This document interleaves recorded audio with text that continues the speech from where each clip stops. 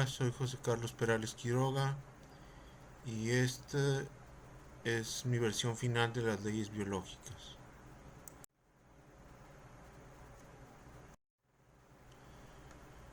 La existencia de leyes biológicas es algo que se creía imposible, pero en mis estudios he encontrado regularidades en los sistemas vivos que pueden equipararse a las leyes como la ley de la conservación de la materia de Lavoisier. Este video es para compartirlos.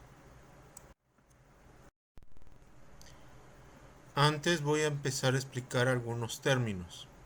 El primero es holon.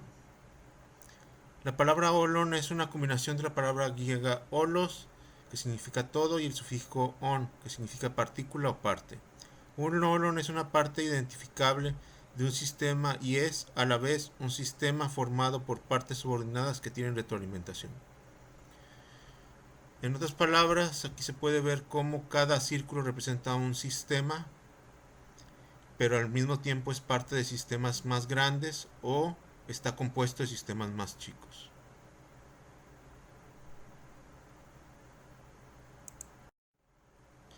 Autopoiesis. La autopoiesis es la capacidad de un sistema de autoorganizarse en holons. En otras palabras, en realidad es un término acuñado por Varela que nos dice que los sistemas tienden a autoorganizarse en sistemas que se crean a sí mismos. Pero en realidad esos sistemas, como veremos más tarde, tienden a formarse como holons. La razón es que es una manera en la cual se puede eficientemente a administrar la energía, la materia, etc. Ahora, Umwelt.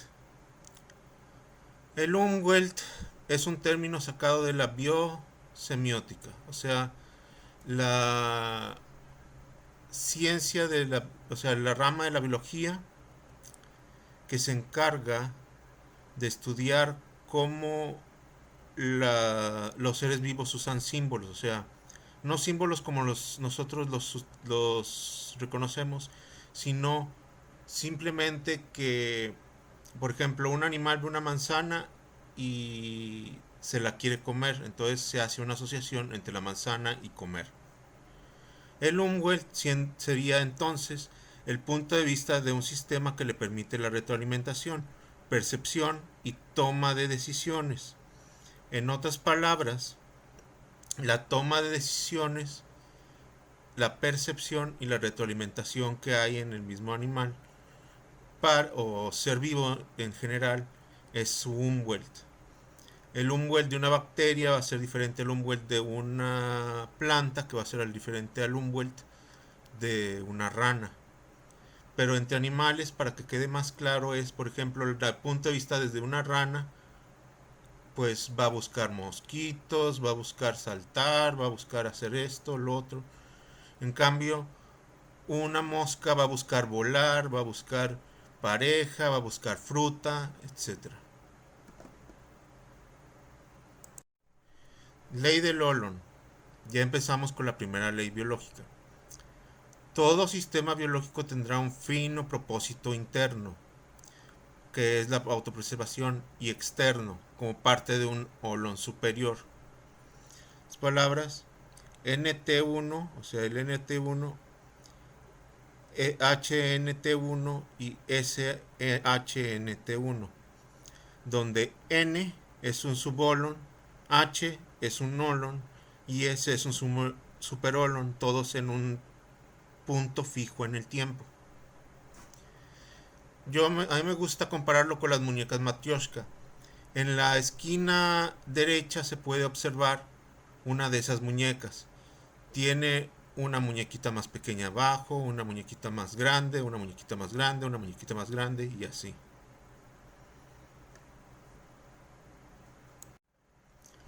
Señales y límites. Esta es otra explicación. Los ecosistemas, gobiernos, células biológicas, mercados y los sistemas adaptativos complejos, o CAS, En general se caracterizan por intrincadas estructuras jerárquicas, arreglos de límites y señales. Lo interesante de esas estructuras jerárquicas y los arreglos de límites es que, primero, las estructuras jerárquicas son muy parecidas o tienden a equipararse a Olons, y los arreglos de límites, o sea, los límites que hay entre ellos que permiten, arreglos y límites que permiten la comunicación entre ellos, se hacen a partir de señales, o sea, a partir de a partir de que haya una señal que permita el paso de, por ejemplo, en una célula, en una membrana, una sustancia o no. Una regla condicionada puede entonces seleccionar señales de acuerdo con las etiquetas que lleva. La etiqueta sirve como una dirección para guiar la señal a la regla. En otras palabras, por ejemplo, aquí a la derecha se puede ver tags y que se puede obtener del exterior. Ciertas cosas pueden entrar y ciertas otras no. En otras palabras, es como si tuvieras una llave para entrar por una puerta. Nada más que esa llave no es muy específica de que solo tienes una llave para una puerta. Bueno, a veces sí, pero la mayoría de las veces esa llave y esa cerradura puede ser más o menos encajable en diferentes lugares. O sea, puedes entrar con una misma llave a diferentes puertas o una puerta admitir diferentes llaves.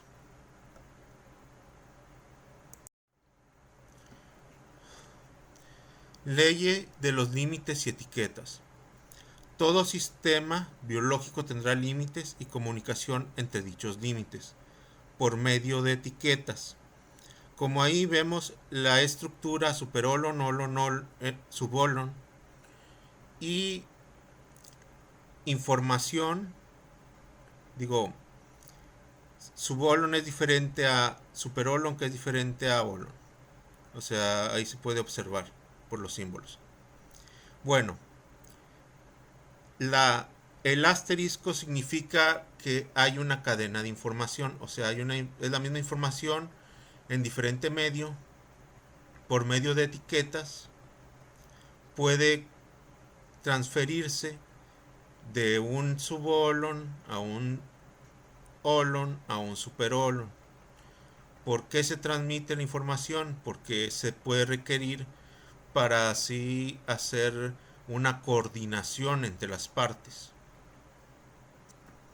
Además, esa información puede ser traducida, transcripta o lo que sea, para así se mantenga la misma información, pero pueda ser transferida de un olon a otro, o de un subolon a su olon.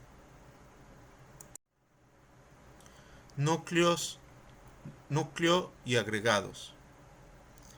Núcleo core es la minoría que contiene la información para dirigir y a veces crear o diseñar por medio de regulación a los agregados o clusters, que son los agregados o clusters, partes que se mueven juntas y cumplen una función especializada. Aquí pongo el ejemplo de una célula, que es donde tomé más el ejemplo más básico. Hay diferentes organelos, pero también hay clústeres de proteínas, o sea, proteínas que se transcriben juntas. Y todas ellas ayudan a una función. Y sí es más complejo porque ciertos clústeres interactúan con otros y todo eso. Pero el punto es que son regulados, no controlados, regulados por la información que está en el mismo sistema de un agregado principal que se encarga de la transcripción de las proteínas. Transcripción y traducción de las proteínas. Ley del cluster core o ley del núcleo agregado. O sea, núcleo agregado, no del núcleo que está agregado. Todo sistema biológico tendrá en un estado estable un core, una minoría que contiene la información para dirigir y a veces crear y designar los clústeres, y múltiples clusters, partes que se mueven juntas y cumplen una función, especializados, donde O es el sistema, C es el core, CL es un clúster especializado y N es un número total de clústeres. ¿Por qué tiene que tener clústeres especializados? Es una tendencia. La razón es que, número uno, es para la ley del Olon. Los Olons, cada uno debería tener o una función igual o similar o diferente, pero todas ellas diferentes. Aunque hay cierta cantidad de redundancias, pero el punto es que esa especialización le ayuda a no perder tiempo. Cada parte se especializa para que todo el sistema de orden superior pueda funcionar óptimamente. En otras palabras, el sistema de superolon depende del core, de su subolon, que sería el olon, y de sus clusters. Para que no ser tan abstractos y irnos con un ejemplo, tenemos el cuerpo humano, el cual está compuesto de múltiples sistemas digestivos, sistema digestivo, respiratorio, circulatorio, y a pesar de que están conectados y todo eso, cada uno cumple una función específica con un core que modula o regula, como lo es el cerebro. Ahora, un preámbulo. Las anteriores leyes ya las había dicho en los anteriores videos, pero ahora vienen nuevas leyes o modificaciones a las leyes anteriores que me di cuenta después de una investigación más ardua.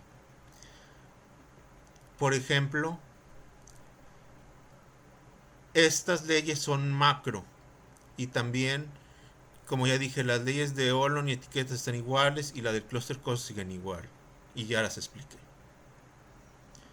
Así que continuemos. Incrementos a un límite.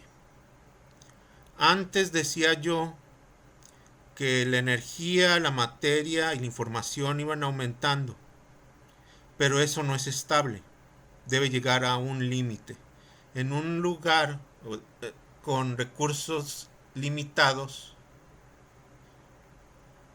literalmente no se puede tener un crecimiento exponencial sin que haya consecuencias, así que solo puede haber un límite. Después explicaré qué puede pasar en dicho límite. Y la entropía está disminuyendo. Pero ¿cómo puede disminuir la entropía? Bueno, es porque no es un sistema cerrado para empezar.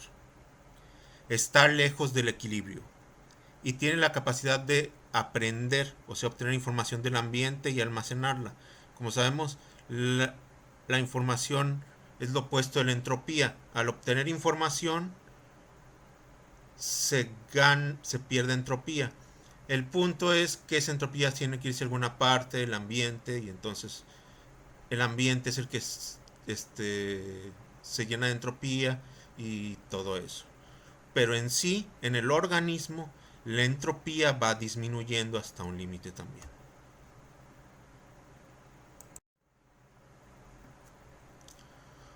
Opciones en el límite. Pero una vez que llega al límite, ¿qué ocurre? Solo hay pocos cosas que pueden ocurrir una vez que el sistema llega al límite. Colapso, interacción estabilizante, asimilación, conformación subholonética y división. Y voy a explicar cada una a detalle. Colapso. El sistema es capaz de sostenerse a sí mismo y colapsa o muere. Ya, ahí se acaba ese sistema. El sistema pierde su capacidad de mantenerse debido a su aumento y solo cae. Aquí yo puse el registro del número de bacterias y cómo va creciendo.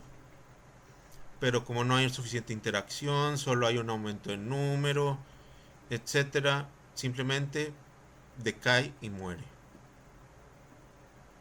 Simplemente colapsa. Interacción estabilizante. Es cuando interactúa con cientos o miles de otros sistemas formando un nolon o otra red estable, pero como ya sabemos el nolon es una de las más estables. Probablemente sea un nolon. Comunidades bacterianas del subsuelo y los ecosistemas. Aquí podemos ver un ejemplo de un ecosistema y podemos ver el ejemplo de unas bacterias. O sea, las comunidades bacterianas del suelo son muy interesantes, hacen toda clase de cosas, etcétera.